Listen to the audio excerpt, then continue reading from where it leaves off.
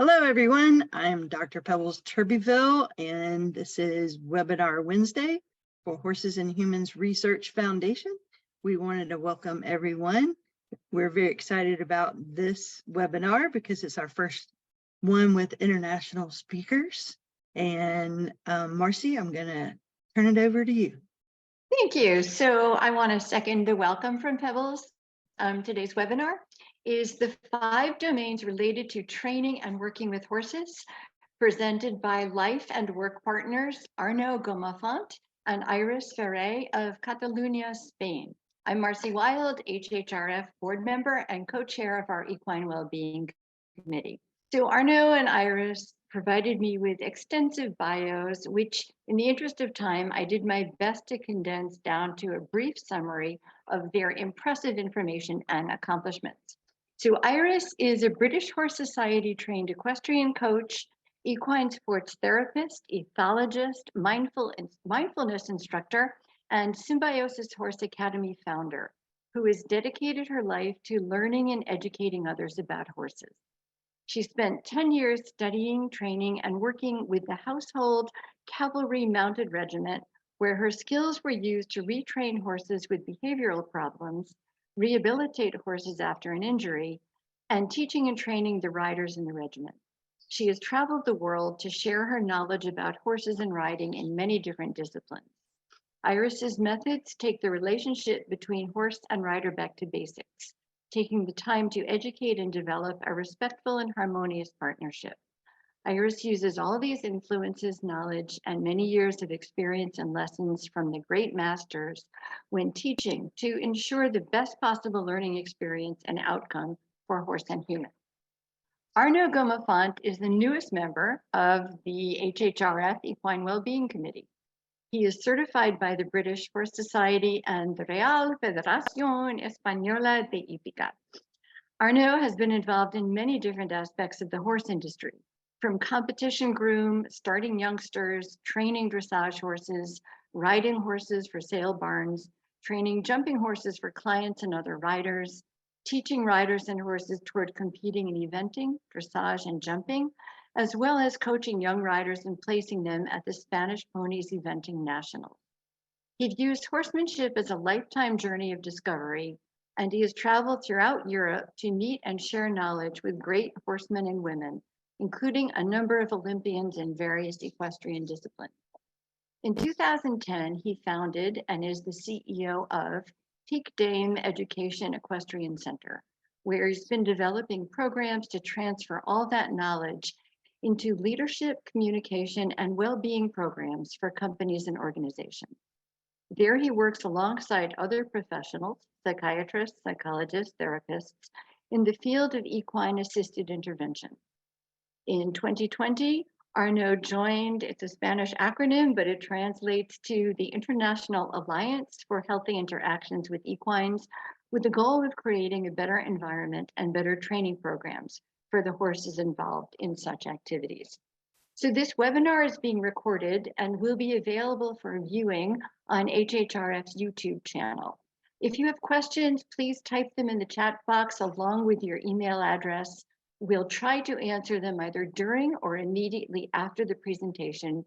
And if we don't get to your question, Arnau or Iris will respond to you by email as they are able to.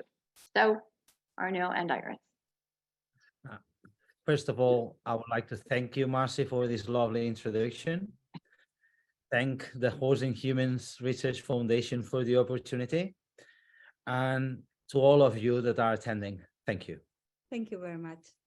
Through the webinar, Iris and I will provide ideas, examples, and approaches in order to develop a more comprehensive approach to training that prioritizes horses' well-being, which will result also in optimal performance. So here we go.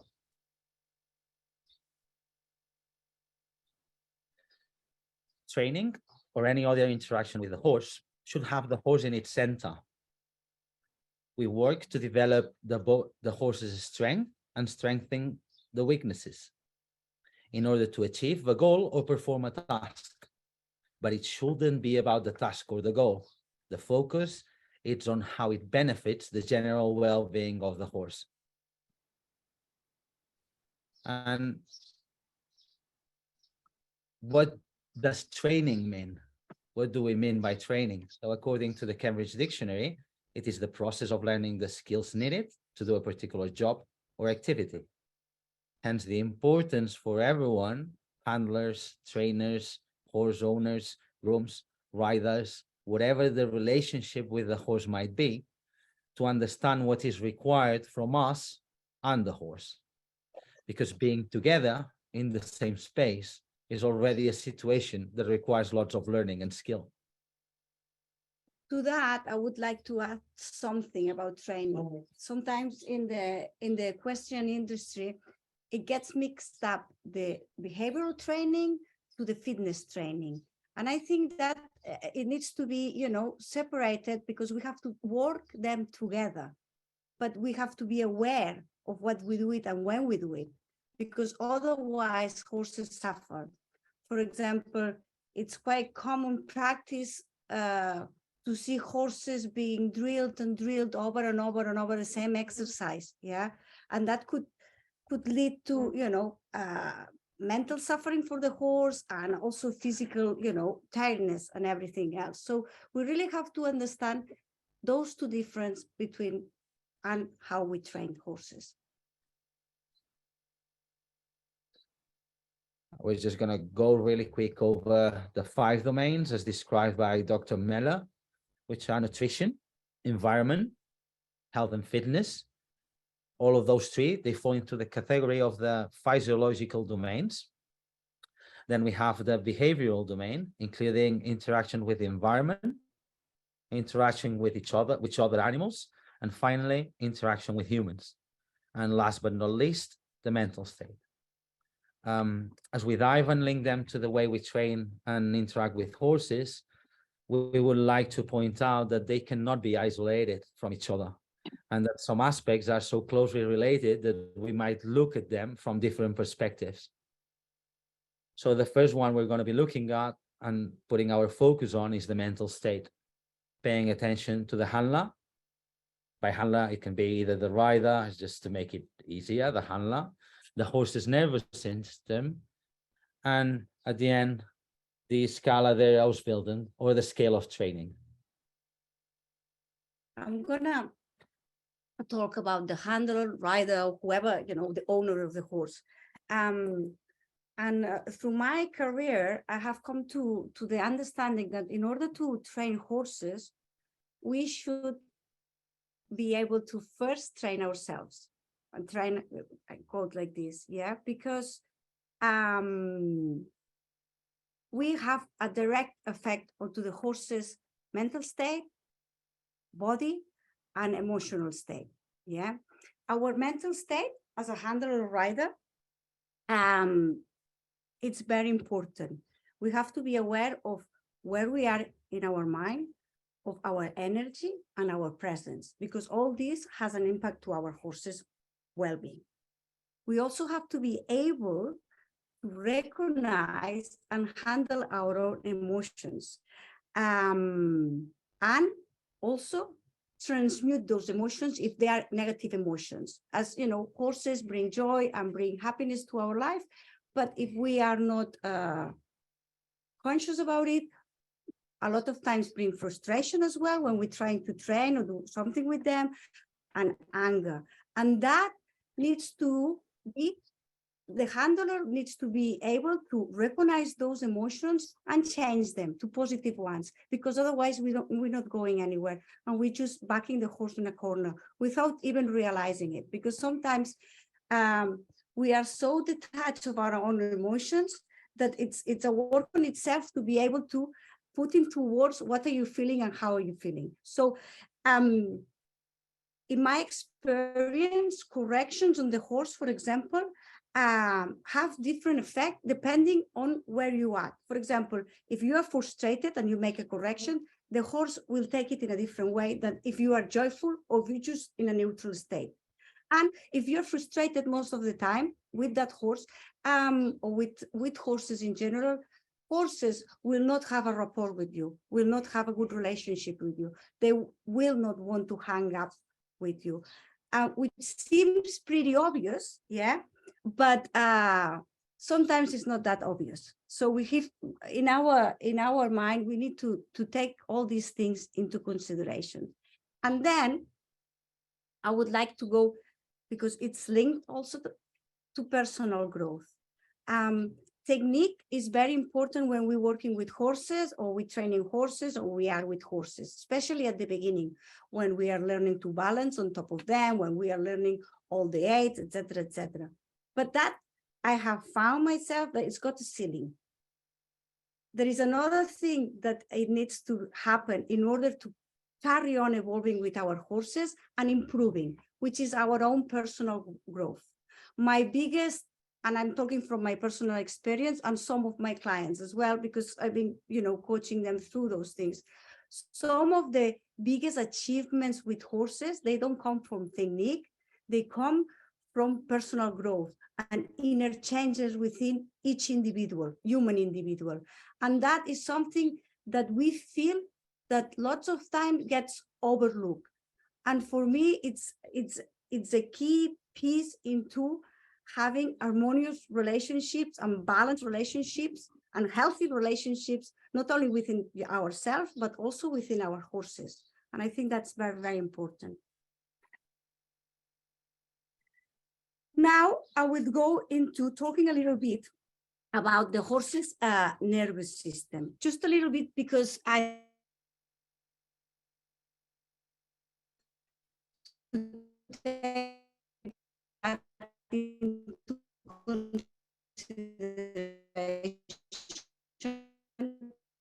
Hang on, we lost you. Oh, I'm coming again. So Okay. Okay, here you are. I'm coming again. So the nervous Well, time out. You might want to cut your video and try again. No. Okay. We're going to turn the camera. No, we lost you. Hello. Hello. Hello. You're very Oh, It's very chopped up. wave. Yeah. Cut your video off and try it.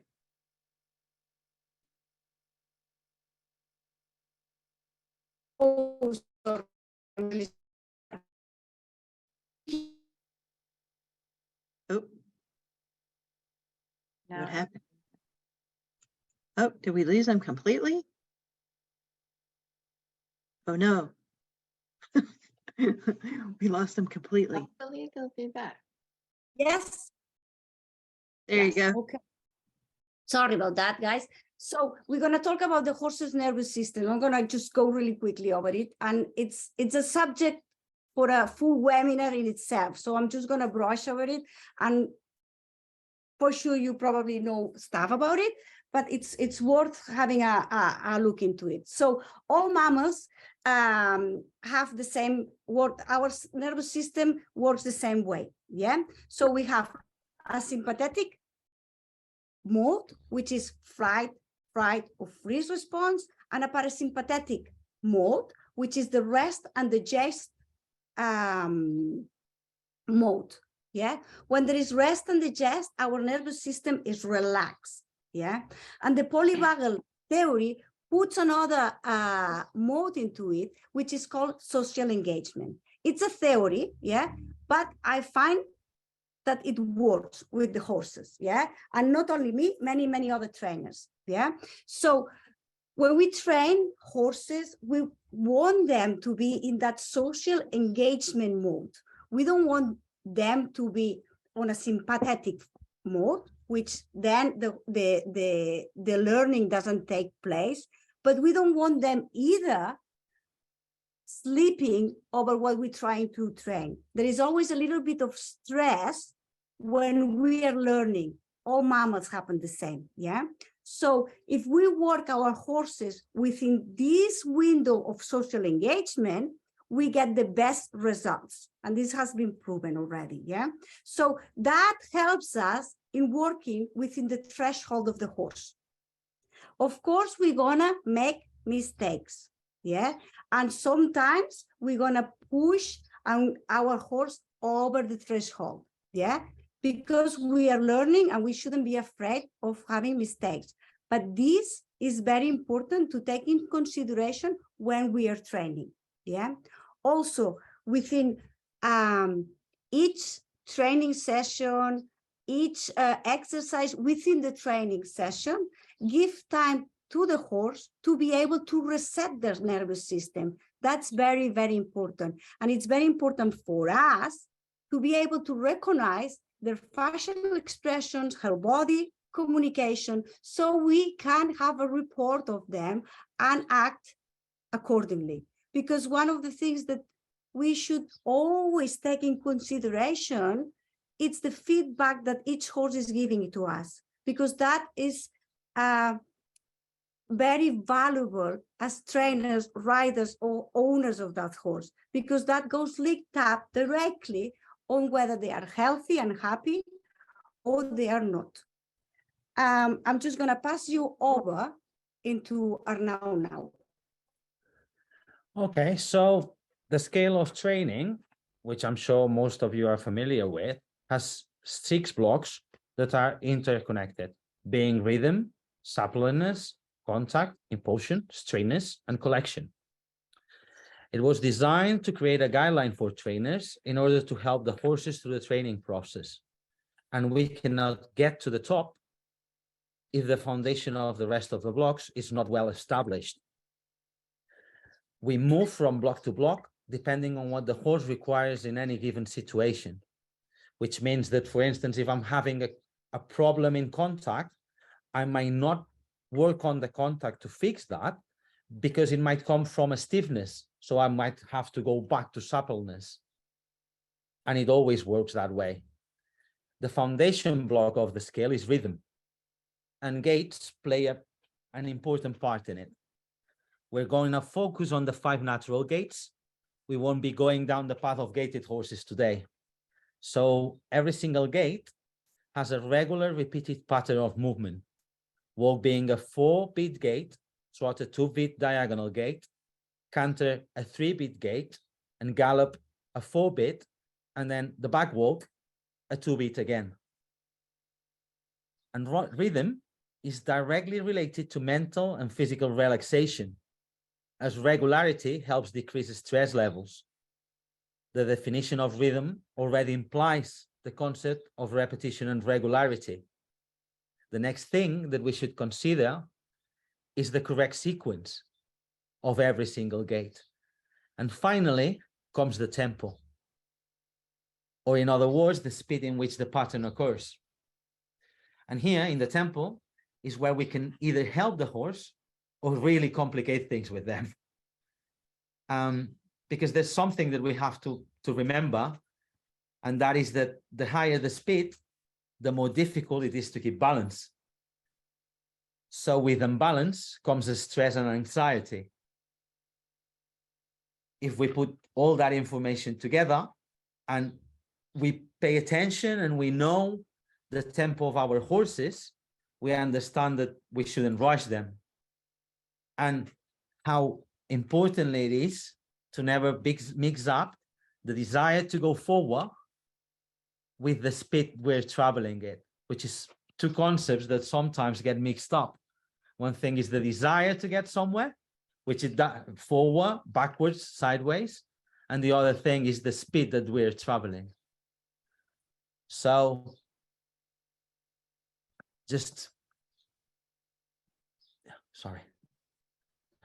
we're going to move on to the new domain, being behavior.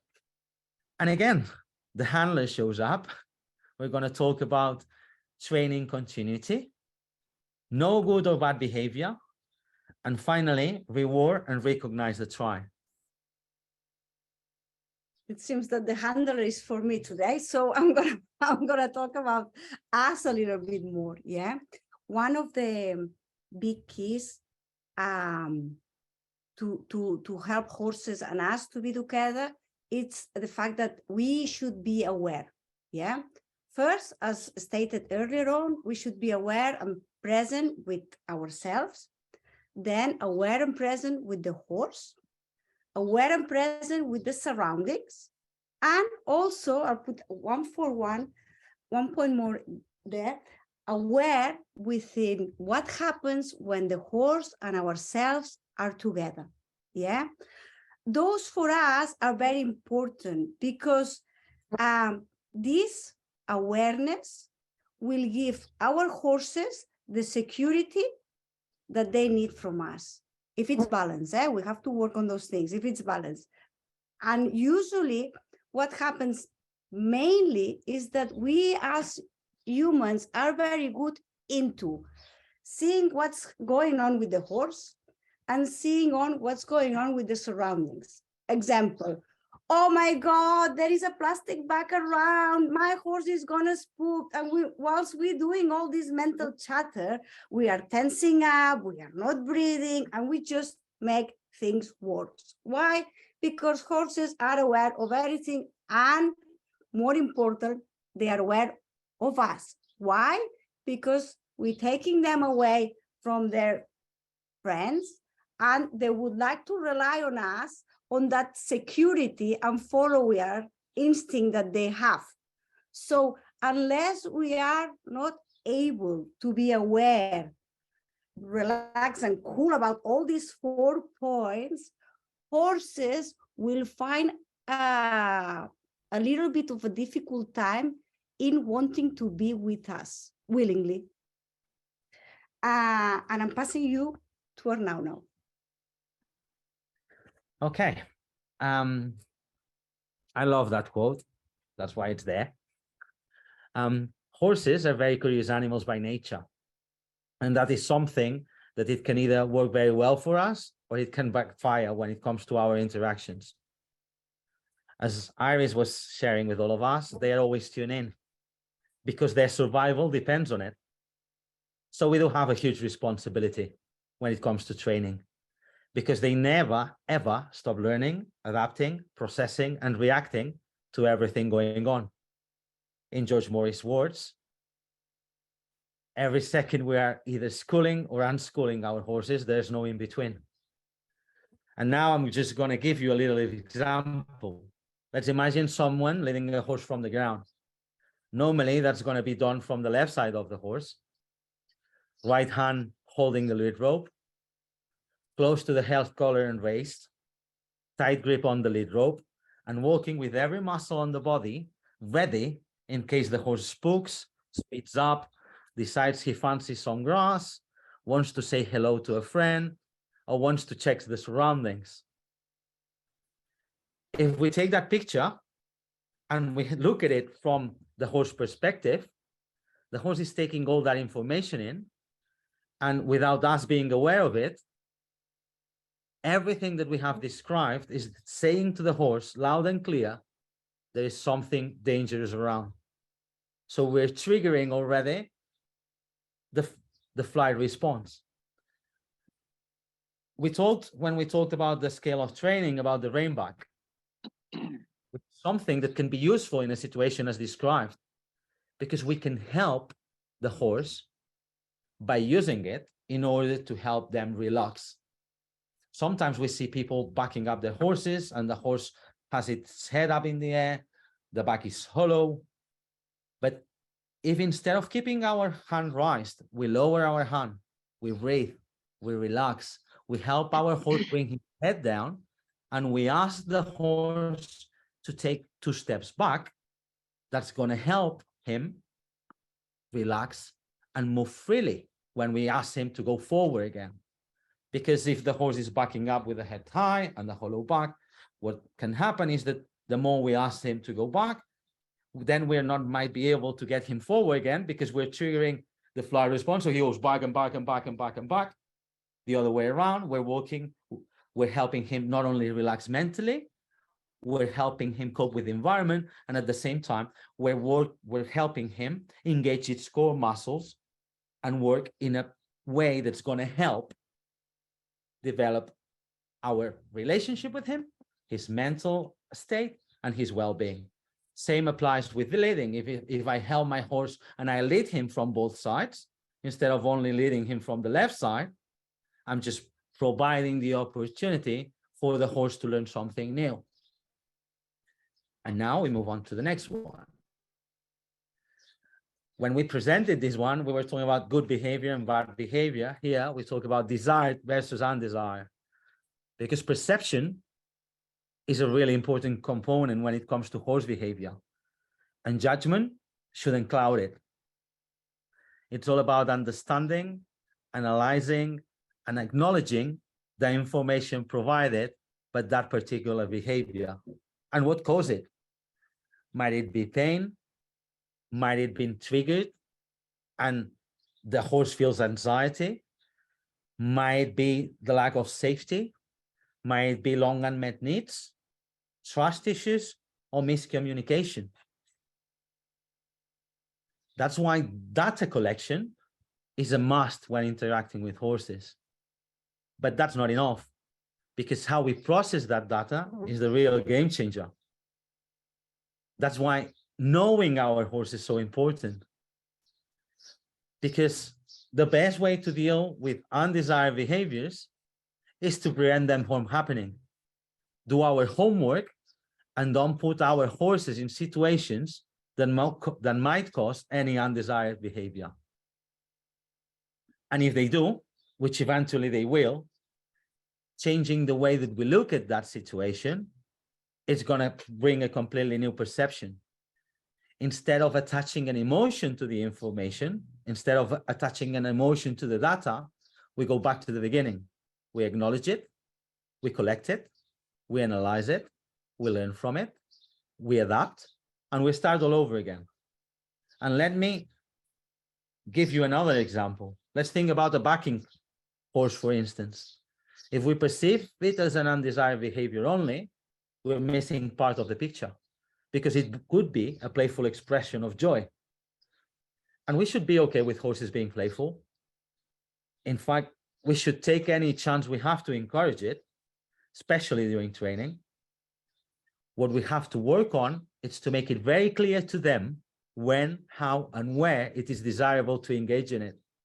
Not as a way of controlling them, but as a way to build trust and communication with them, so they know and understand that they can express themselves, and at the same time, we can work on the boundaries of our relationship.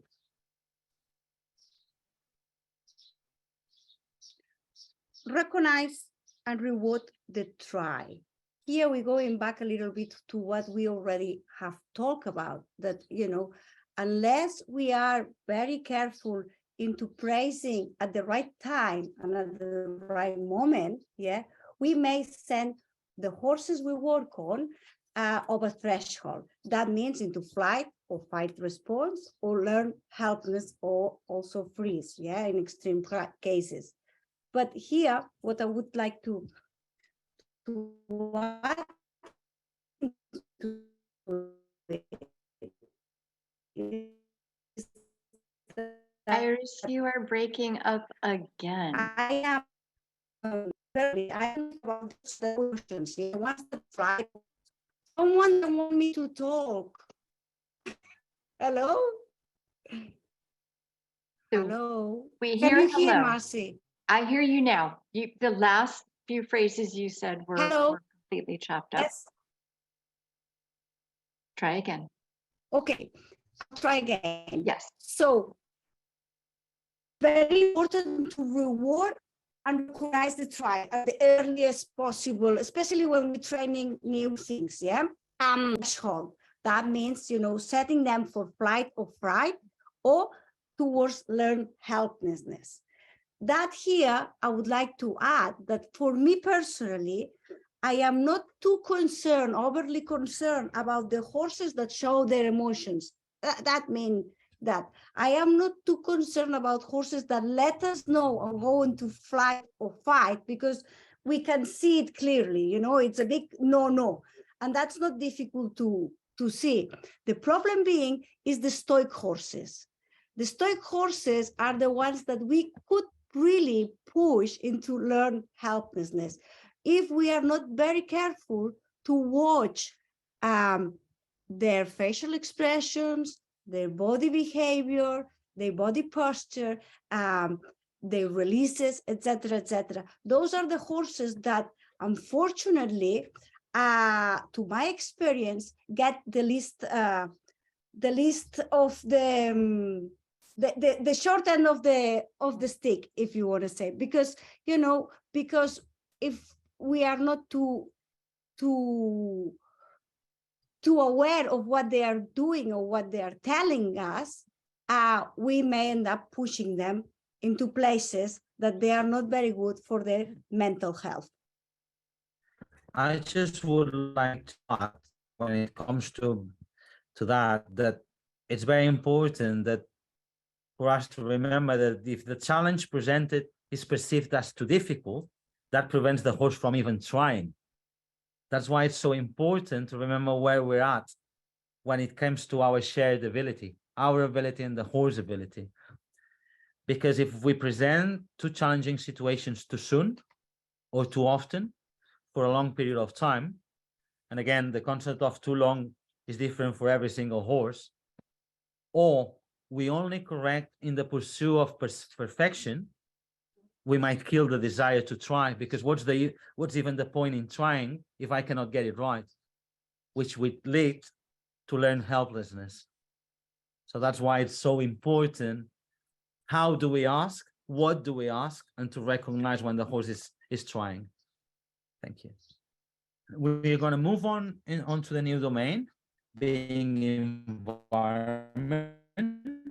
You're starting to break up. See if we can bring it back. Nope. We're going to change to. Okay. Arnau, Now, is it better? we're now? not yet. No, better. Okay.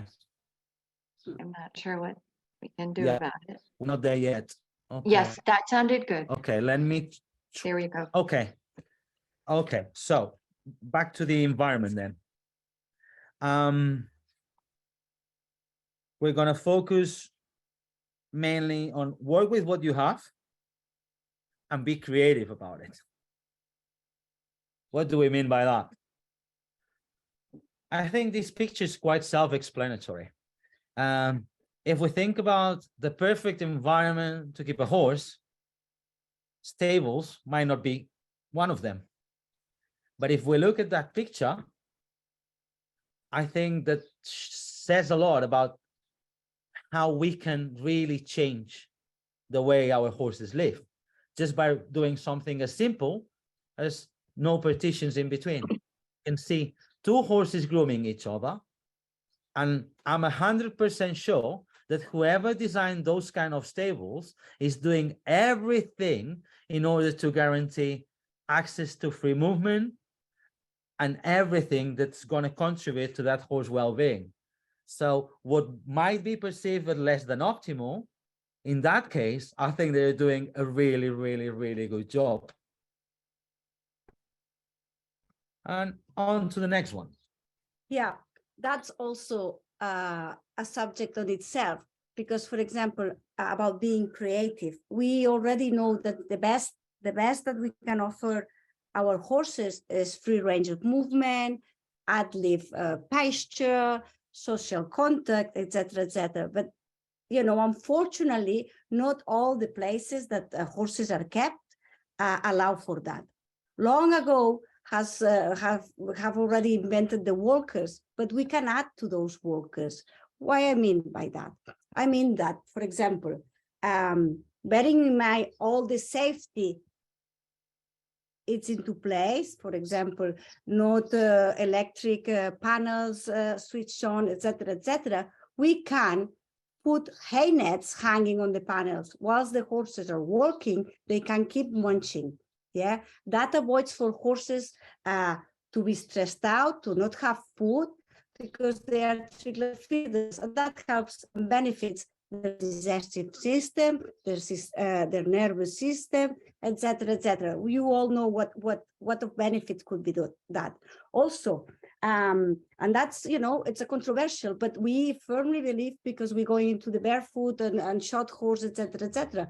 But we firmly believe that the less we do to our horses, the less we interfere with them, the better. For example, on the walker itself, if instead of having padded foot area for them to walk, which doesn't enrich anything for their hoofs, we can have gravel, specially designed gravel, which creates proprioception. And every time they walk through that, they wear the hooves off, and it's like having a manicure. Then we enrich, Pebbles, you're laughing. We enrich all the elements around horses for them to have a better life at the end of the day, and to be healthier when they are in our care, which is, you know, what we all should be looking for, to get them as healthy as we can. It doesn't matter the environment, but doing the most that we can to achieve that. And here, the less than optimal environment and the be creative part are getting mixed together a little bit, but think outside the box. This picture is exactly what Iris was talking about, but instead of a walker, that's an arena. And that wouldn't have been possible if it wasn't because she worked really hard in order to convince everyone around her that that was going to work.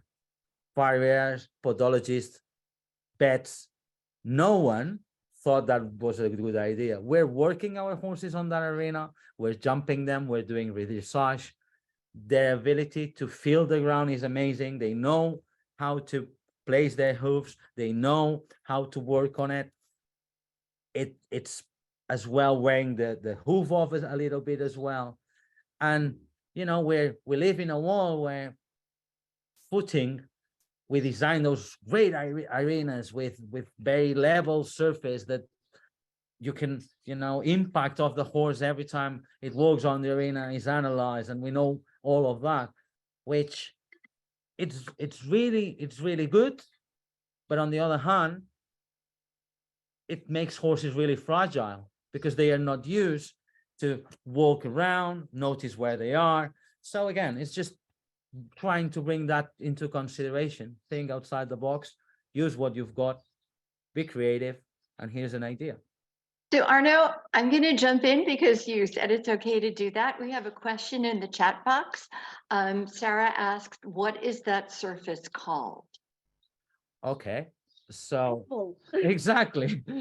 Pebble surface. Yeah, it's made of a special size rounded pebbles, which have been washed, and they are 2 to 3 millimeters pebble, very soft. It's really nice to walk in, and it stimulates hoof growth. It stimulates proprioception, and it's specially designed for the barefoot horse because it helps them and to do the transition from shoes to barefoot as well, because it's just for them, it's just walking on heaven. It's an amazing footing.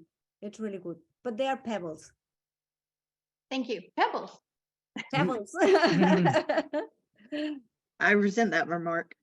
Is that a commercial kind of footing that is sold in Europe? Well, no, it's not, because no one but us is doing that. We hope that at some point, someone who has more credibility than us will come around and say, you know, hey, this is a good idea. Let's try it out. But I've personally talking, I have ridden in many arenas, barefoot, short horses, and this footing is spectacular. It's spectacular for how the horses' feet come out at the end of the day. And we've been fetched, well, some barefoot magazine in the UK did an interview, and we had some people, you know, wanting to know more and looking into it. But I think there is a gap in the market, guys. So. And you have the designer here and the brains behind it. So No, but yeah, jokes aside, I think it's something that we all should look into and consider, because it's very beneficial for the horses.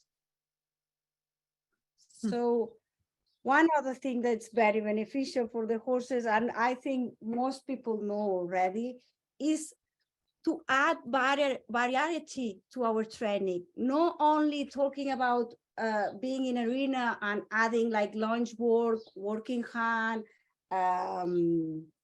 jumping or cavalettes. I'm talking about really taking our horses outside, do a dressage test if you like in a big field, go and do some hacking or so trail riding with our dressage horses, with our jumping horses. All these will enrich their existence with us and makes our bond even better. You know, all this mileage under different terrains, different areas, different circumstances, that is friendship. That is what, you know, it's all about as well. And they are very grateful. And if we get used to it and we put it into our training regimes, then you think, why I never did train like that, you know, because it really, really, really helps the horse, not only on the mental state and desire to go forward, but also in muscle development, proprioception, and in bond and leadership and braveness. You know, they become braver, and it's very good to have brave horses. It's the best, I think.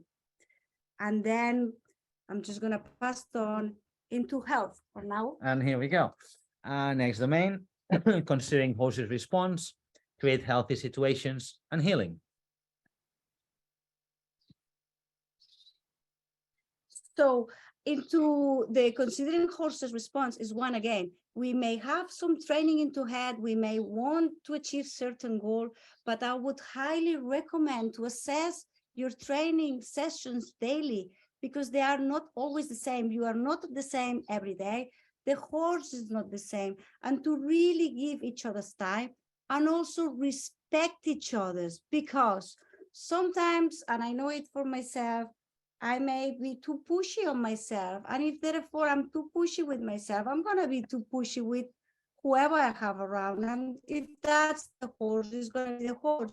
So if one day I'm tired, recognize that we are tired, and perhaps it's not the best day to train certain things. Maybe the best thing is to go for a hike, or maybe the best thing to do is just go and have some grazing together.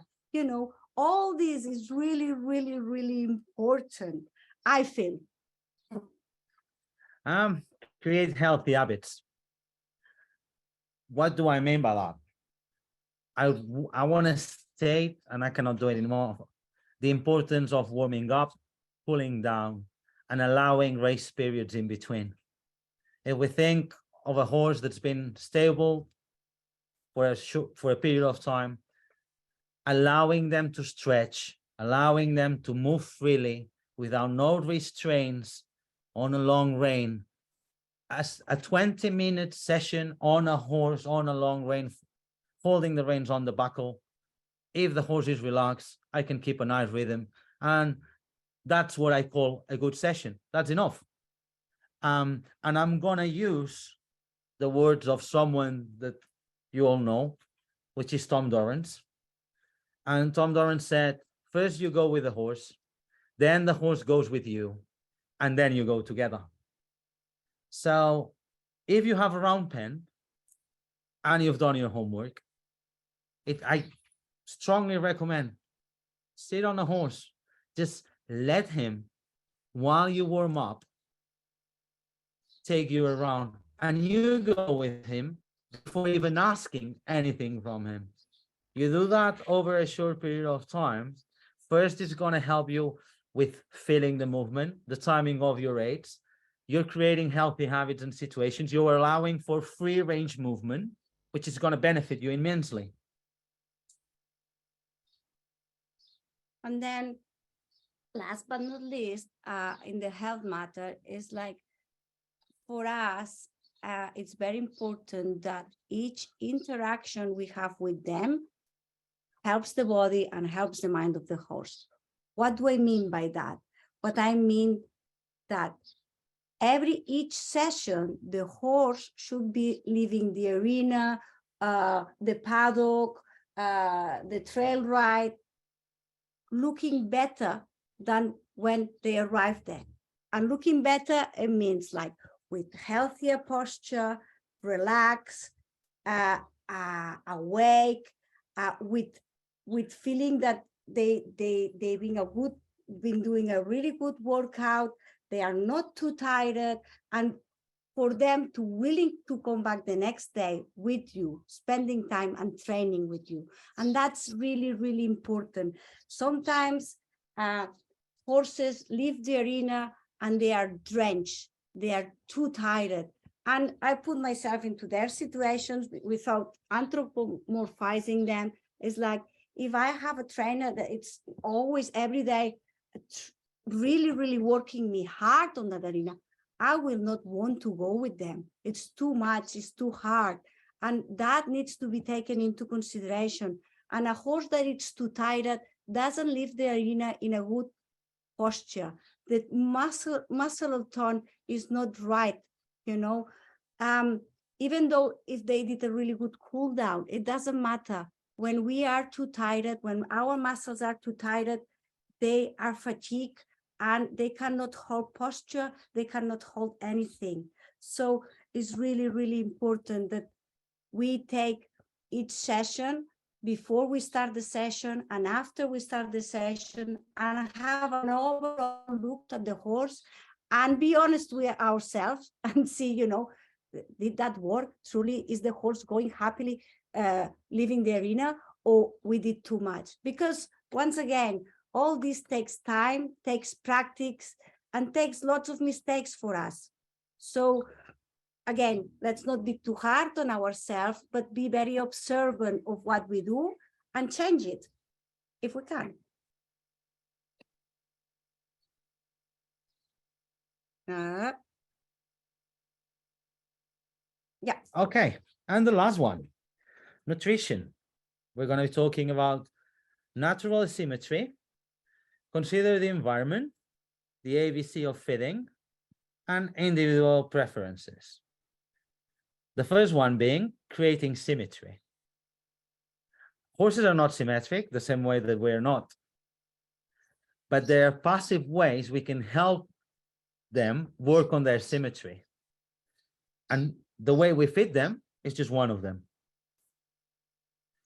Horses symmetry is a very interesting topic on its own, but for our purpose today, we will consider only the front end of the horse. Horses can be right-handed or left-handed, just like as we are. If we look at horses grazing in a field, we could see if they keep their left front or the right front leg slightly in front of each other. Again, the term slightly might differ from a little bit to a lot. Yeah. So what I mean is, with foals, for instance, it's very clear when they graze because of their long legs. They cannot reach the ground, so they might keep one of their front legs in front of the other. That is providing information about which is the preferred front leg of the horse. Might it be the left one or the right one? If you look at the picture, there's a little box there with a pony grazing. By placing hay in there, the horses need to square themselves while they graze. So if you think about, we're helping our horses, we're providing what they need in terms of eating, they're going to spend a lot of time eating. By doing that, they're squaring themselves. We're already helping those muscles create symmetry without us interfering whatsoever. Then adapt seasonally as well. It's a good topic. If you have lived in different countries with different range of seasons, it's very important to be able to adapt your training to them. Because, for example, while I was in Sudan, and that's something that shocked me, all our training sessions were at night. During the day, it was far too hot to do anything. So, you know, why not? Now I started implementing here in Spain as well. Lots of my training sessions are in the evening and night because it's easier, it's better for the horse, and you know, why not? And then also in some other countries, which winter is very, very harsh. Like we had some students from Poland that what they do to be able to train in the arena is to, when they muck up in the morning, get all the shavings and put them, make a side track in the arena with all the shavings. That allows them to be able to train on minus 40 temperatures. So those are things to look at that. And let's not be afraid of sharing ways of doing, because within all of us, we can get, you know, some really cool things in benefit of our horses' health. Just when it comes to heat, do we allow our horses to drink? You know, trainer probably keeping a cold bottle of water with him. If I'm thirsty and I'm riding, I might do the same. Do we do that with our horses on very hot weathers? So again, nutrition can help us with our training. We warm up, we cool off, we give breaks in between. Why not take one of those breaks to allow the horse to go to a barrel full of water down on one side of the arena and have a little bit of it. After that, he's for sure going to enjoy the lesson a little bit more. And you can even tie it up to put this water bucket in the spooky corner. So the horse, you're already training the horse to, you know, that he's going to have water and he's going to have a rest there. So, you know, those are different things that you can play around. Also, always adapt to the horse and the individual that's riding. Of course, you know, security and health and safety comes first. But, you know, those are some ideas that, if done properly, they help a lot.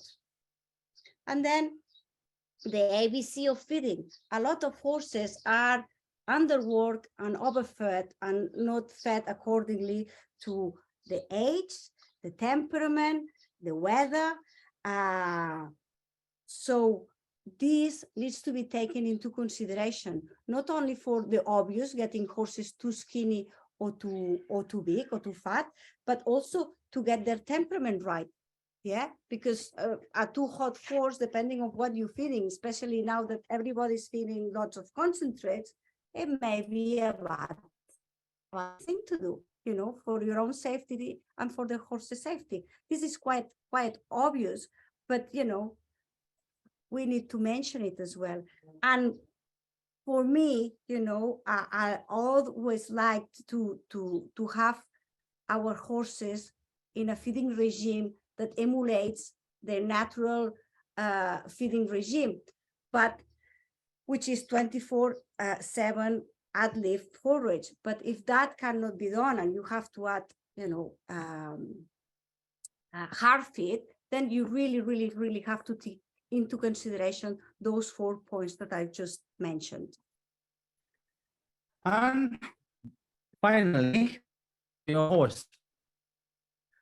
Individual preferences. If we talk about food, these are 4 different kinds of food rewards that we can use with our horses: carrots, hay, alfalfa pellets, or carob, which they love because it's really sweet and they love it. When it comes to training, if we know our horse and we can rate those food rewards accordingly to our horse's preferences, we can play with them. So I might use hay for something that the horse finds it easy to do. And I might use a horse that loves a carrot to reward the try or reward the effort or the accomplishment of trying something that he finds it very difficult. So that's the whole idea behind how we can help. If we know our horse, we play with it and we know how to encourage that try, which again, nutrition and other of the domains, you know, get together. And here, and I know that it's not nutrition, but it's related to the topic, is that, you know, not only use rewards as food rewards. What I mean by that, horses also appreciate rest. They also appreciate space. So know your horse, and then you can play with all these different rewards, the food rewards and the time rewards and the space rewards and the resting rewards, because then you really have a collage and a scale where you can really motivate your horse. Some horses are motivated by food, but some others, they don't really care, especially if they come from having bad experience with humans or they coming from trauma. I found some of them that they don't want to know anything about food at the beginning.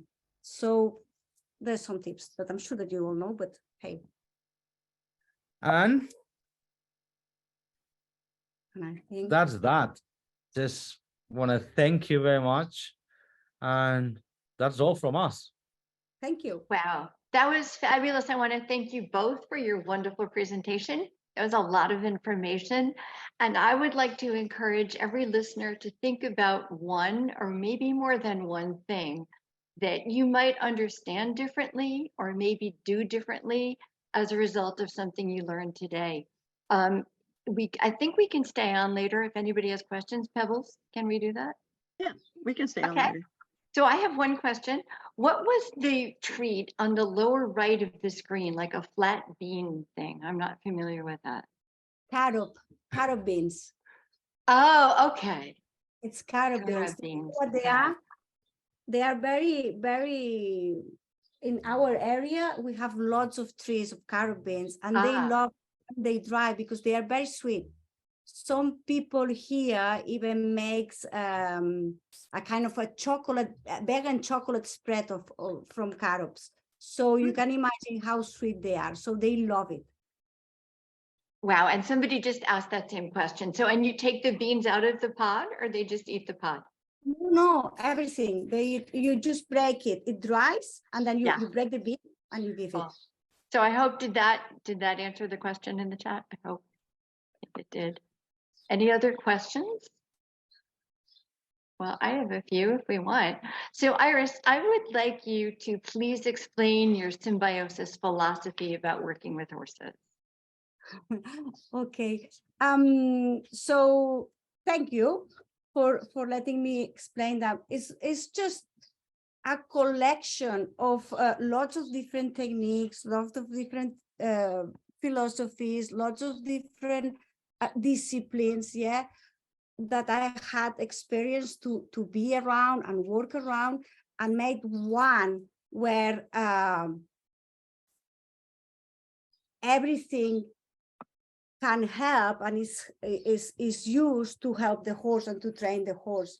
Because sometimes I found myself that being around horses, if they are a dressage yard, they're only doing dressage thingies and they are very closed up. And if it's a jumping yard, it's all branded, and I really don't like that. I like, to be open and to get as many tools in the box as we can, because you never know what you may need. And symbiosis is that we haven't reinvented the wheel, but we have, throughout my career, which is 20 years, and through Arnau's career, that is more or less the same. So I came up with that because I think it's worth having a more broadened view of what it is to be with horses and to train horses. Wow, thank you. So there's a question in the chat from, she had a phonetic Oh no, Marcy, you pronunciation. Natsine, I hope I said it right. Yes, thanks. Wait, what? Oh, so it seems like you are trying to find the middle ground between overprotection and underprotection, both physically and mentally. What is your opinion on starting young horses? Don't exercise too early, but exercise can strengthen them? Shall I go? Do you want to go? You go. Or you go? No, you go. You go. Yeah. For me, on young horses, if they are outside, they can live outside, have pads, etc., etc. I like to do the handling, always checking their behavior, of course. I like to do the handling, but I don't like to do anything else with them. Like I wouldn't exercise them. They can come if we're going out on a hike. They can come with us, with the mare or whoever. But my preference is to let them be young whilst they are young, and play with the rest of the herd and be a nuisance to the rest of the of the herd. If they are boxed up, then of course, I would encourage as much as possible movement, so they can develop a healthy posture as well, and contact and socialize with other horses, which is really important because there is things that only horses can teach to horses. Yeah. And some of the problems, yeah, we are humans, we are not horses. So horses need to be with horses as well. And especially when they are young.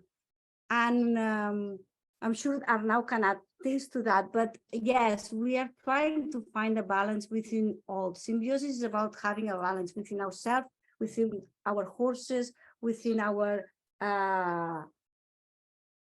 different disciplines, you know, just because we tend to go too much left, too much right. So in the middle, I think it's trying to get that balanced path. And I just would like to add, if we go back to starting youngsters, because the other word, it's terrifying, and I'm not even going to use it. Starts with a B. Exactly. Oh, I get that Exactly. word. Thank you, Pebbles. Mhm. So I think, you know, it's really, really important, again, to provide, as Ari said, the environment where horses are with horses. They have plenty of time to be with us. And we can use that time to learn and observe and hang out with them and bond with them. That's training as well. It's knowing, you know, doing anything but that, because if they are used to it, of course, I'm not a horse, I'm not part of a herd, but if they allow me to be involved with the herd dynamics and all that, and I do my homework right, the next time that I ask for the horse to pick up a hoof, they don't have a problem with it. I don't even have to train it. It's just I'm able to stand next to him, and I'm sure that I do it the first time in a place where he's well balanced and I don't push him around and all that. I'm already starting the horse in the right path. So then if I do all that, I've got plenty of things to work on. And by the time that he's 3.5, he's already my pal. If I can start, you know, doing a little bit of working hand, I can launch him a little bit. And from there, just take it on little by little. Our youngsters, people get shocked because when the first time we sit on them, they never bark. They don't, because they are used to it. They know how to balance themselves on the ground. They know how to carry themselves. So then when you sit on them, it's just easy peasy. And then another thing that to me, it's really, really important is to remember that it takes the time it takes. So don't think as time as a constraint, the other way around. You know, if you want to build Notre Dame, you won't build that on a day. You know, so if you want to have a right foundation, take the time, you have the right foundation, then you're going to end up with a beautiful building if we look at it that way. Same with the horse. Foundation is everything. We have found many horses that are very highly educated in theory, that the foundation's not there. So then they end up breaking. And lucky for us, they meet us and then we have to start all over again, which we wouldn't have to do if the foundation were right, because they wouldn't break. So I hope that answers it, and thank you for asking. So any more questions? I can always fill in the gaps because I've got some.